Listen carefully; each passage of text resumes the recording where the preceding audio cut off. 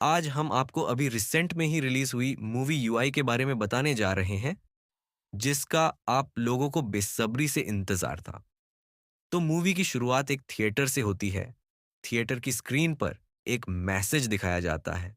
अगर आप बेवकूफ हैं, तो आपको पूरी मूवी देखनी चाहिए, और अगर आप होशियार हैं, तो आपको थिएटर छोड़ देना चाहिए।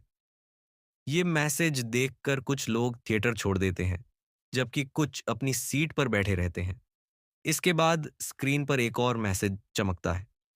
होशियार लोग हमेशा बेवकूफ दिखने की कोशिश करते हैं, और बेवकूफ लोग खुद को होशियार दिखाने की कोशिश करते हैं। मैसेज पढ़ने के बाद थिएटर में बैठे लोग हंसने लगते हैं। फिर मूवी शुरू होती है। दर्शकों में से कुछ लोग मूवी का खूब आनंद ले रहे होते हैं, जबकि कुछ परेशान हो रहे होते हैं। इसके बाद एक कपल सिनेमा हॉल से बाहर आता है और एक दूसरे से अलग होने का फैसला करता है। दरअसल उन्होंने यह फैसला मूवी देखने के बाद लिया था। फिर एक आदमी उस मूवी थिएटर से बाहर आता है और अपना सारा पैसा, घर का जेवर और सब कुछ अपनी पत्नी को दे देता है। वो इसे अपने दोस्तों में बांटता है, और इतना ही नहीं, वो अपनी पत्नी को भी अपने एक दोस्त को सौंप देता है, क्योंकि उसका दोस्त उसे पसंद करता था। उस आदमी के सभी दोस्त हैरान रह जाते हैं कि आखिर उसे क्या हो गया, लेकिन वो आदमी सब कुछ देकर चला जाता है। तभी थिएटर के बाहर दो लड़कियां आती हैं और एक दूसरे को किस करने लगती हैं। फिल्म देखने के बाद वो उन्हें अपनी जिंदगी का केंद्र बना लेता है। ये सब देखकर लोगों का फिल्म देखने का उत्साह बढ़ जाता है। वो देखना चाहते थे कि आखिर फिल्म में ऐसा क्या है जो लोग इसके इतने दीवाने हो रहे हैं। जिसके बाद थिएटर के बाहर लोगों की भारी भीड़ लग गई और फिल्म के सारे शो कैंसिल कर दिए गए। फिल्म हाउसफुल जा रही थी। ऐसे में कुछ लोगों ने फिल्म को बैन करने की भी मांग की। वहीं कुछ लोगों को फिल्म काफी पसंद आई और फिल्म को यू सर्टिफिकेट मिला। फिर हम देखते हैं एक पत्रकार, जिसने अब तक फिल्म 3 से 4 बार देखी है, फिर भी वो ये समझ नहीं पा रहा था कि उसे फिल्म रिव्यू में क्या लिखना चाहिए, जिसकी वजह से वो फिल्म के राइटर उपेंद्र से मिलने उसके घर जाता है। उपेंद्र उस समय घर पर नहीं होते हैं। उनके दोस्त पत्रकार को बताते हैं कि एक दिन उपेंद्र ने एक मूवी रिव्यूअर देखी, जिसमें वो स्क्रिप्ट लिख रहे थे। स्क्रिप्ट लिखते समय उन्होंने गुस्से में उसे जला दिया और फिर घर से निकल गए। नौकरानी को लगा कि शायद स्क्रिप्ट उपेंद्र के काम आ सकती है, और उसने उसे भेज दिया। जली हुई स्क्रिप्ट को संभाल कर रख लिया गया। इसके बाद पत्रकार उपेंद्र की नौकरानी से जली हुई स्क्रिप्ट मांगता है, और ये वही स्क्रिप्ट थी। यानी ये उस मूवी की कहानी थी, जिसे देखने के बाद लोग इस तरह से रिएक्ट कर रहे थे। कहानी में लिखा था कि भगवान ने एक बहुत ही खूबसूरत दुनिया बनाई, और फिर उन्होंने दुनिया के पहले पुरुष और महिला एडम और ईव को बनाया।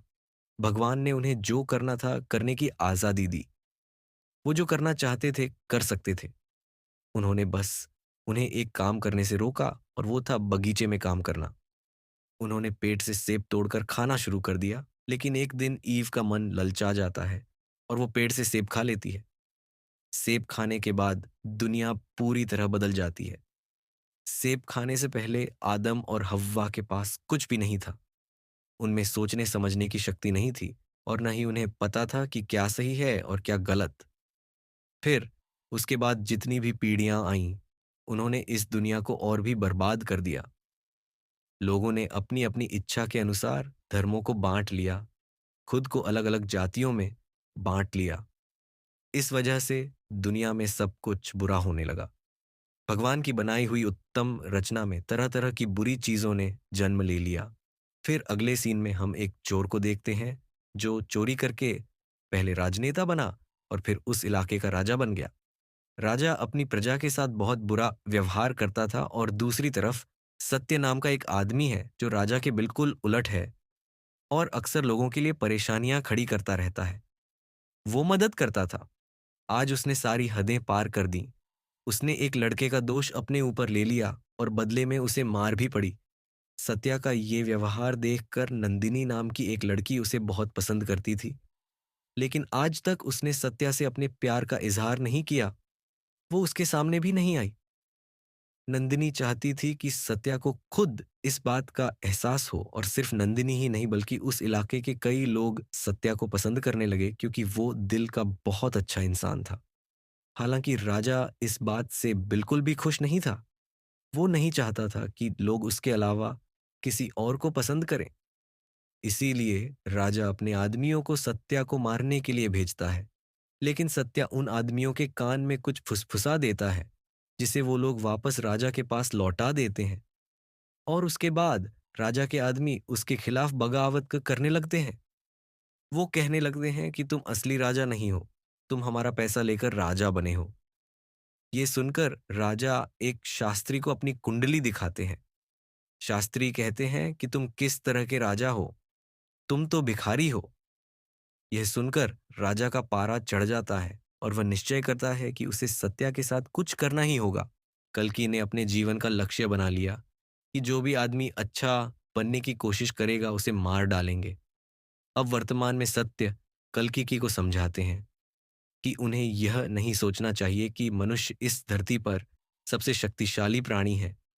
कल्कि कहते हैं कि जानवर इंसानों से अच्छे हैं। वे न तो चोरी करते हैं, न भ्रष्टाचार फैलाते हैं और न ही पेड़ काटते हैं, और वे कोई गलत काम भी नहीं करते। इंसान सबसे बुद्धिमान प्राणी कैसे हो गए? क्योंकि वे तो सभी बुरे काम करते हैं। तब कल्कि कहते हैं कि वे सबको सबक सिखाएंगे, और अब सत्य भी कल्कि को नहीं रोक पाएंगे। यहाँ हम देख सकते हैं कि सत्य और कल्कि की माँ प्रकृति है। इसलिए उन दोनों में प्रकृति के गुण हैं, जहाँ सत्य प्रकृति की माँ है, कल्कि प्रकृति की अच्छाई है और उनमें विनम्र प्रवृत्ति है। कल की प्रकृति का वह रौद्र रूप है जिनके सामने कोई कुछ नहीं कर सकता। इसके बाद कल की अपनी माँ को महल में ले जाता है और लोगों से कहता है कि वह उनके लिए सब कुछ करेगा। फिर वह वही करता है जो लोगों ने प्रकृति को करने के लिए कहा था। यह देखकर सत्या सोचता है कि उसे जल्द ही कुछ करना होगा, लेकिन वह यहाँ से कैसे निकल सकता है। फिर जब वह अपने दिमाग को शांत करता है और सोचता है, तो उसे एक चाबी मिल जाती है। सत्य खुद को आजाद कर लेता है और सारे दरवाजे खोलकर उस जेल से बाहर आ जाता है। दरअसल जिस जगह पर उसे कैद किया गया था उसका आकार हमारे दिमाग यानी मस्तिष्क के जैसा है। सत्य अपने दिमाग के अंदर कैद था। यहाँ दिखाया गया है कि किसी भी चुनौती का सामना करने से पहले हमें शांत दिमाग से सोचना चाहिए। इसके बाद कल्कि अपने घर जाता है। वह अपनी माँ से कहता है कि उसने लोगों के साथ वैसा ही किया है जैसा उन्होंने उसकी माँ के साथ किया था, ताकि उन्हें अपनी गलती का एहसास हो। तब कल्कि को पता चलता है कि सत्य जेल से बाहर आ गया है। कल्कि कहता है कि सत्य को बाहर आ जाना चाहिए। वह चला तो गया, लेकिन वह चैन से नहीं रह पाएगा। बाहर की दुनिया बहुत खराब है। दूसरी तरफ लोग जाति के नाम पर आपस में लड़ रहे थे। उनमें से एक कहता है कि हमें किसी राजा की जरूरत नहीं है, लेकिन लोग उसे मार देते हैं और वहां से चले जाते हैं। यहाँ कल्कि को जनता का पैसा खाने वाली सरकार के रूप में दिखाया गया है, और उन्हें ऐसे दिखाया गया है जैसे वो देश के बेटे हैं। वो इसके लिए सब कुछ कर रही है, लेकिन असल में ऐसा कुछ नहीं है। इसके बाद जब सत्य महल आता है, तो उसे देखकर लोगों को पता चलता है कि कल्क और सत्य दोनों अलग हो चुके हैं। तब सभी सत्य के समर्थन में आ जाते हैं, और सत्य के पक्ष के लोग एक दूसरे के साथ शांति से रह रहे थे। उनके बीच कोई जाति भेद नहीं था। ये देखकर कल्क कहता है कि ये लोग अभी भी शांति से रह रहे हैं, वो साथ रह रहे हैं, लेकिन जैसे ही मैं उन्हें उकसाता हूं, वो आपस में लड़ने लगते हैं। इसके बाद कल्कि उन लोगों से उनकी जाति के बारे में पूछता है। लोग कहते हैं, जाति क्या है? कल्कि कहता है कि जैसे ये कुत्ता इस गली का है, वो कुत्ता उस गली का है। ये उनकी पहचान है। तुम लोग कहाँ से हो? लोग कहते हैं कि हम नहीं जानते। कल्कि कहते हैं कि भगवान कहाँ रहते हैं, हम उन्हें क्यों नहीं देख सकते? लोगों को ये भी नहीं पता था, यहाँ तक कि वो किसी भगवान को भी नहीं मानते थे। तब कल्कि भगवान थे। सत्य उन्हें भगवान की तस्वीर दिखाते हैं और उनसे कहते हैं कि अगर वो भगवान को नहीं मानते तो उन्हें उनकी तस्वीर पर पैर रखना चाहिए। लोग ऐसा करने में हिचकिचाते हैं। तब सत्य कहते हैं कि वो भगवान की तस्वीर पर पैर रखेंगे, क्योंकि भगवान ने दुनिया नहीं बनाई, बल्कि ये सिर्फ उनकी तस्वीर है जिसे इंसान नहीं बनाया गया है। लोग सत्य पर पत्थर मारना शुरू कर देते हैं और तब तक नहीं रुकते जब तक सत्य अपनी जान नहीं खो देता। इसका मतलब ये हुआ कि लोगों ने सत्य की बात भी नहीं सुनी।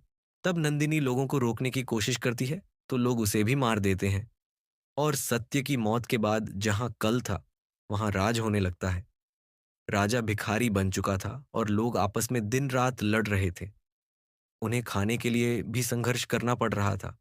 ऐसे में उनके आसपास कोई पेड़ पौधे नहीं थे, न ही कोई जानवर। लोग अपना पेट भरने के लिए एक दूसरे से लड़ रहे थे। वे लड़ते रहते हैं। हालांकि इसके बावजूद वे जाति के मुद्दे पर लड़ना बंद नहीं करते। और यहाँ कल की उन्हें व्यस्त रखने के लिए टीवी और मोबाइल जैसे गैजेट देता रहता है, ताकि वे मनोरंजन के कारण दूसरी चीजों पर ध्यान न दें। फिर अगले सीन में हम देखते हैं कि जिनके पास खाने को कुछ नहीं था, वे मंगल ग्रह पर जाने की बात कर रहे थे। इस बात पर चर्चा कर रहे थे कि इस बार कौन सी टीम मैच जीतेगी। तभी उनमें से एक लड़का कहता है कि सरकार ने जनता को लूट लिया है और उन पर ध्यान दे रही है। उसे रोका गया है, लेकिन लोग उसकी बात सुनने के बजाय उसे मार देते हैं, क्योंकि अब तक उनका बहुत बुरी तरह से ब्रेन वॉश हो चुका होता है। और इसके बाद कल के अपनी माँ को वहां लेकर आता है और उसे दिखाता है कि लोगों ने जो कुछ भी उनके साथ किया था, कल्कि ने उसके साथ भी वैसा ही किया है। यह देखकर लोग कल्कि पर गुस्सा हो जाते हैं और उसे कहते हैं कि उसका सर्वनाश हो जाएगा। लेकिन तभी कल्कि अपनी बंदूक निकाल लेता है। वह सभी लोगों को मार देता है, जिसका मतलब है कि जब प्रकृति अपने आप में आती है, तो उसके आगे कोई कुछ नहीं कर सकता। फिर वर्तमान में हम उस पत्रकार को देखते हैं जो उपेंद्र की स्क्रिप्ट में लिखी इस कहानी को पढ़ रहा था। और हमें पता चलता है कि जब उपेंद्र ने यह कहानी लिखी थी, तो उन्होंने सोचा था कि यह फिल्म नहीं चलेगी, क्योंकि लोगों को एक्शन, हिंसा, मसालेदार मसाला और अश्लीलता देखना पसंद है, ना कि समाज, देश और दुनिया की सच्चाई क्या है। और यह फिल्म इसी संदेश के साथ यहीं समाप्त होती है।